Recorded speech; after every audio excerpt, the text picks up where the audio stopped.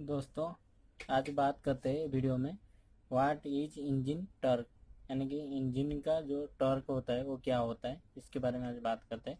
पहले डेफिनेशन ले लेते हैं इंजन टर्क का, फिर बाद में आगे बढ़ते हैं। जैसे टर्क का डेफिनेशन है हुआ, टर्क इज ए ट्विस्टिंग और turning force that tends to cause rotation around on an axis. It can also be thought thought of as the ability of something something that is rotating, such as a gear or a shaft, to overcome turning resistance.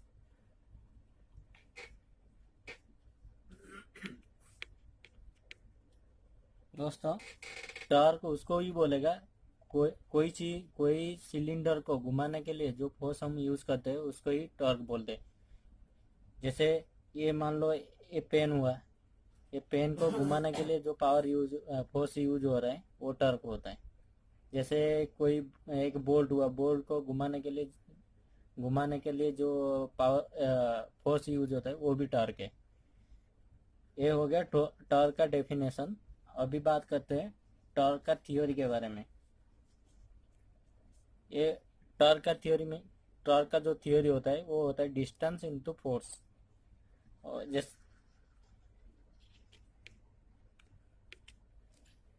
जैसे example एक लेते हैं, ये हुआ आपका bolt हुआ, और ये 2 mm 1 मीटर का एक स्पैनर हुआ, और यहाँ पे हम फोर्स डालते हैं 20 न्यूटन फोर्स डालते हैं यहाँ पे स्पैनर में फोर्स अप्लाई करते हैं 20 न्यूटन।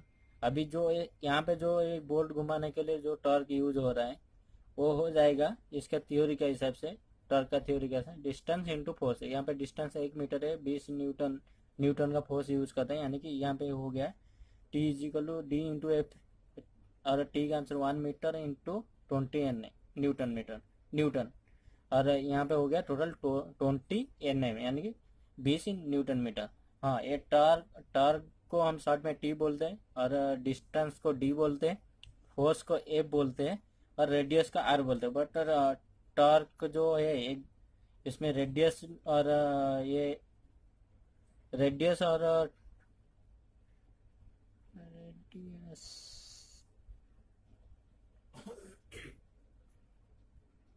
हाँ दोस्तों, रेडियस और ये जो डिस्टेंस है सेम होता है।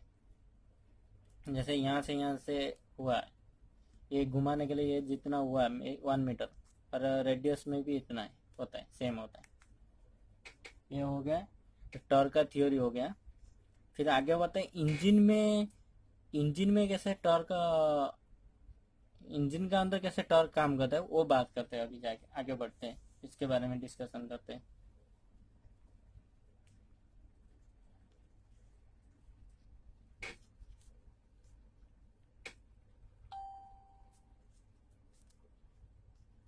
यानी how to torque work in the engine का अंदर कैसे टॉर्क यूज करते हैं, यहाँ पे कैसे डिस्टेंस होता है और कहाँ से फोर्स आता है वो इसका अंदर एग्जांपल में बात करते हैं। दोस्तों, ये देखो, एक हुआ क्रैंक का मेन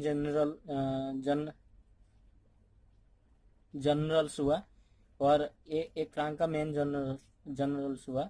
फिर ये हुआ क्रैंक पिन हुआ, जहाँ पे कनेक्टिंग रॉड कनेक्ट हुआ है क्रैंक को, और एक जो क्रैंक जनरल है वो फिक्स होता है इंजन ब्लॉक में फिक्स होता है। और इसके बाद connecting connecting connecting crank connecting pin में पिस्टन का कनेक्टर कनेक्ट होता है। यहाँ पे जो मेन जनरल्स का जो पॉइंट है और क्रैंक पिन का जो पॉइंट है, सेंटर पॉइंट, ये दोनों में जो इतना जो आता है, ये देख रहे हो आप, यहाँ से यहाँ तक ये हुआ इसका डिस्टेंस। और पिस्टन में ऊपर फ्यूल जलने के बाद जितना जो टॉप डेड सेंटर से जब पिस्टन मूव करता है, यानी कि बॉटम डेड सेंटर को, वो कितना फ्यूल जलने के बाद कितना फोर्स में नीचे जाता है वो अप्लाई हो जाता है यहाँ क्रैंक कनेक्टिंग पिन का ऊपर, क्रैंक पिन का ऊपर फोर्स वो उधर अप्लाई करता है, और यहाँ पे डिस्टेंस हो जाता है दोनों का, कनेक्टिंग पिन और मेन जनरल का सेंटर का। ये जो डिस्टेंस है, ये मान लो 1 मीटर हो गया, ये दोनों का 1 मीटर। और यहाँ पे फोर्स अप्लाई हो पिस्टन का ऊपर फ्यूल जलने के बाद कितना होता है। अभी ये हो गया वही थ्योरी में, डिस्टेंस इनटू फोर्स। अभी पिस्टन का ऊपर फोर्स अप्लाई होता है फ्यूल जलने के बाद, वो हो गया। और ये डिस्टेंस हो गया कनेक्टिंग मेन जनरल जो अपना क्रैंक शाफ्ट जहाँ पे फिक्स है ब्लॉक का अंदर वो, और कनेक्टिंग पिन, ये दोनों का अंदर जो गैप हो गया। अभी ये हो गया डिस्टेंस, जैसे 1 m, एंड यहाँ पे कितना है वो फोर्स कितना है, ये कितना है वो। अभी गुणा करेगा तो वो टॉर्क निकल जाएगा। जैसे यहाँ पे ऐसा दिख रहा है, यहाँ पे थोड़ा अच्छा आपको पता चलेगा। जैसे ये हुआ क्रैंकशाफ्ट का मेन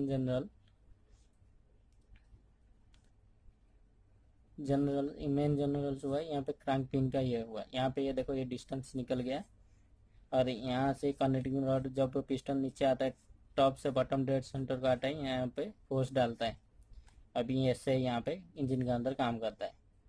और दोस्तों जैसे ये हो गया, ऐसा यहाँ का अंदर टॉर्क ऐसे ही निकलता है। यहाँ पे डिस्टेंस हो गया, यहाँ से फोर्स आता है पिस्टन का ऊपर से, ऐसा हो गया, यहाँ पे टॉर्क निकलता है। यहाँ पे सीसी जब यहाँ पे जो पिस्टन का जो इंजन का सीसी है, इंजन का सीसी जब ज़्यादा होता है, सीसी बढ़ जाता है, जैसे 150 सीसी का एक इंजन है, वो उसमें सपोज एक एग्जांपल में बोलो, तीन फोर्स लगते हैं। अभी 180 का 180 सीसी का इंजन हो जाएगा, यहाँ पे और थोड़ा ज़्यादा फोर्स आ जाएगा। और सीसी का ऊपर डिपेंड करता है फोर्स, सीसी बढ़ेगा तो फोर्स बढ़ेगा, और सीसी कम होगा तो फोर्स कम होता है। ये हो गया इंजन का अंदर टॉर्क कैसे काम करता है।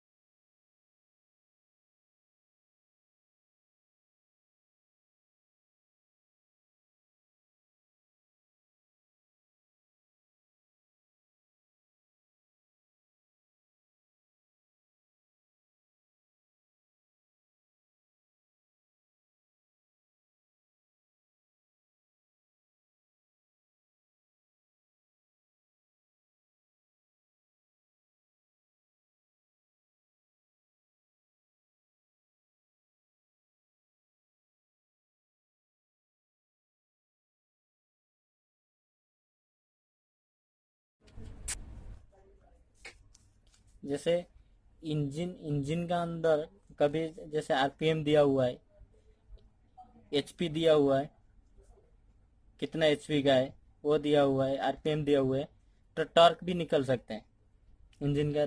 इसमें हमको आरपीएम पता है, एचपी पता है, कितना एचपी का उसमें कितना एचपी है वो मालूम है, आरपीएम मालूम है, टॉर्क निकल सकते हैं। उसका अंदर 3 थ्योरी आता है टॉर्क के लिए।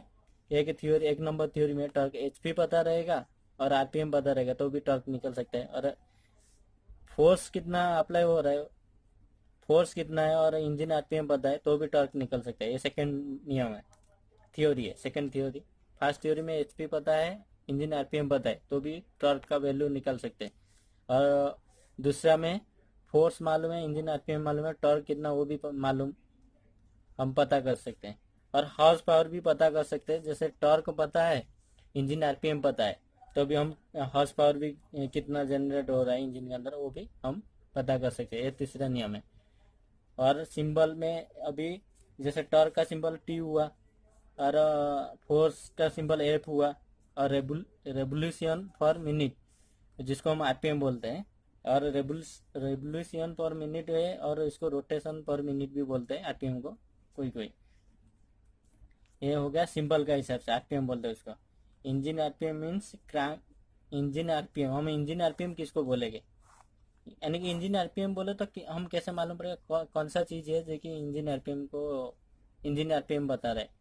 हम गाड़ी का मीटर में देखते हैं इंजन आरपीएम 5,000 है कि 6,000 है, वो कैसे हमको मालूम पड़ता है। वो जैसे होता है ये क्रैंक शाफ्ट जितना घूम रहा है इंजन के अंदर, जो क्रैंक शाफ्ट है ना वो कितना रोटेट कर रहा है, यानी कि रेवोल्यूशन 1 मिनट में कितना घूम रहा है, वो इंजन का आरपीएम होता है। इंजन आरपीएम होता है क्रैंक रेवोल्यूशन पर मिनट, यानी क्रैंक कितना घूम रहा है अरे रोटेट कर रहा है उसका ऊपर इंजन आरपीएम होता है। और अभी एग्जाम्पल लेते हैं, वो तीन तीन थ्योरी जो है उसका एग्जाम्पल लेके इसको देखते हैं कि वो कैसे निकलता है। इसका एग्जाम्पल लेके डिस्कशन करते हैं उसको। जैसे एग्जाम्पल हम लिया एफ इजिकल टू 35, आरपीएम हुआ 6,000 हुआ, और एचपी 35, और टी हो गया 30.64, यानी कि 30.64। अभी एक नंबर थ्योरी अप्लाई करें, T equal to H P into 5252। अभी 5252 भूल जाओ, और नेक्स्ट वीडियो में हम बात करेंगे इसके बारे में, कोई दूसरा वीडियो में इसके बारे में बात करेंगे ये 5252 कहाँ से आए। अभी हमको टॉर्क निकालना है, एचपी हमको मालूम है कितना एचपी का है, 35 एचपी का है, और इंजन आरपीएम मालूम है हमको, यहाँ पे दिया गया है। ये भी टॉर्क भूल जाओ, ये कितना टॉर्क है हमको मालूम नहीं। अभी कैसे हम इसको निकलते हैं, फास्ट थ्योरी अप्लाई करते हैं। एचपी मालूम है, एचपी डाल दिया 35 इंटू 5252 डिवाइड बाई आरपीएम हुआ 6,000। अभी इसको हम निकालेंगे तो वो होता है 30.636 ऊपर बार होता है यहाँ पे, यानी कि इसको 30.64 हम बोलेंगे। अभी यहाँ पे बार बार 6 आ रहा है, इसका मतलब यहाँ के एक बढ़ा के 64 करते हैं। अभी हो गया टॉर्क जो 30.64 हो गया, ये पहला थ्योरी गया। सेकेंड थ्योरी में टॉर्क निकालना है, हमको फोर्स मालूम है 35 है फोर्स, और आरपीएम इंजन आरपीएम मालूम है 6,000 है।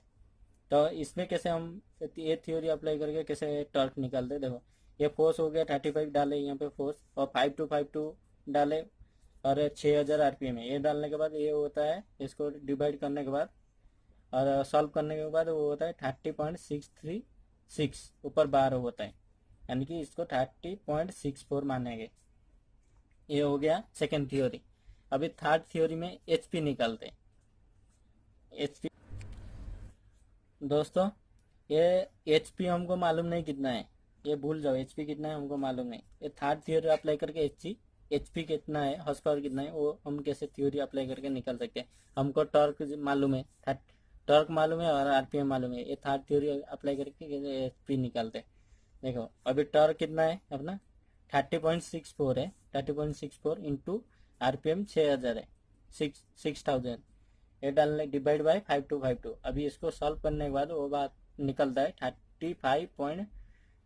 35.00, यानी कि 35 है। अभी देखो यहाँ पे एचपी 35 है।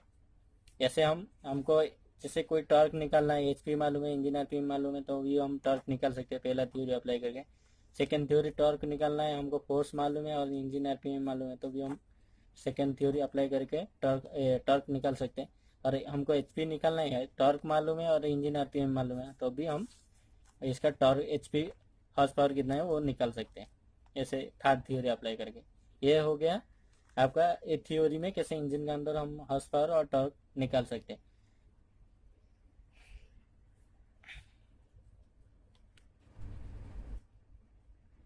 दोस्तों, कोई इंजन में मान लो तुम कोई व्हीकल खरीदने जा रहे हो, कोई इंजन में तुमको व्हीकल का जो रहता है, जो कस्टमर मैनुअल रहता है, वो उसमें कस्टमर मैनुअल में मान लो टॉर्क एक गाड़ी का, सपोज एक एग्जांपल, मैं ऐसे एक्यूरेट नहीं बोल सकता, कस्टमर मैनुअल में कस्टमर मैनुअल में कस्टमर मैनुअल में मान लो एग्जांपल लेता हूँ, एक गाड़ी का टॉर्क है मान लो कुछ, एक अंदाज से ले रहा हूँ, कोई एक छोटा अंक लेके बताता हूँ। कोई गाड़ी में 28, एक टॉर्क जो है 28 मान लो सपोज, और कोई गाड़ी में टॉर्क का ऊपर आता है 35 आता है, यानी कि ये जो दोनों में जो अंक है, यानी कि 28 और 35, इसमें आपको समझ जाना चाहिए कि जो 35 वाला जो टॉर्क है, जो उसमें लिखा है 35, यानी कि ज़्यादा है, वो गाड़ी में लोडिंग कैपेसिटी ज़्यादा है, यानी कि वो ज़्यादा लोड ले सकते हैं। और तुरंत एक्सीलेटर करेंगे तो ये गाड़ी से, ये जो 28 वाला गाड़ी से 35 वाला गाड़ी जो होता है, व्हीकल होता है, वो तुरंत एक्सीलेटर लेता है। ये ट्रक बढ़ता है तो एक्सीलेटर भी बढ़ता है और उसका कैपेसिटी बढ़ता है, यानी कितना वो लोड ले सकते हैं। ये होता है टर्क, इंजन का टर्क, यानी कि इसका कैपेसिटी कितना लोड ले सकता है। जिसका जो व्हीकल का जितना ज़्यादा टर्क बढ़ेगा वो कैपेसिटी ज़्यादा होता है, और जैसे कोई लोड लेने के लिए। और एक्सीलेटर तुरंत होता है उसमें। और ये हो गया टर्क। टर्क के वजह से ये अपना गाड़ी में ये टर्क बढ़ता है तो हमको ये फायदा है।